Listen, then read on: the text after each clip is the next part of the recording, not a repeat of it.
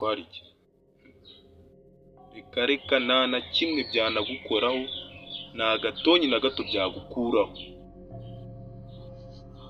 Nyine baravuga ngo buriya ibanga ni iry'umwe, iyo nawe yarivuze aba yarimennye, ubundi ngo uba ugomba kwibikira ibanga, ariko niba mugenzi wawe akwizeye akakubitsa ibanga, ibike.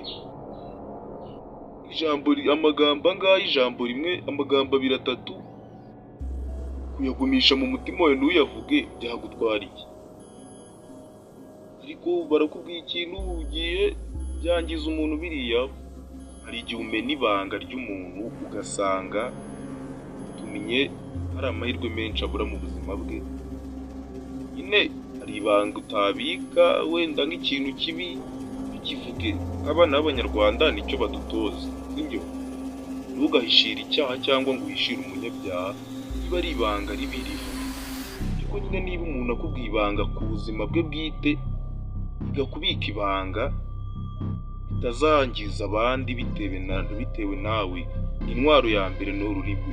Umunwa wawe ushobora gutuma umuntu atakaza byinshi mu buzima bwe, ugasanga agize ubuzima bubi kubera wowe.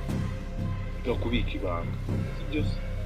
Iyi ni IG Rwanda TV, inkuru n'umuco.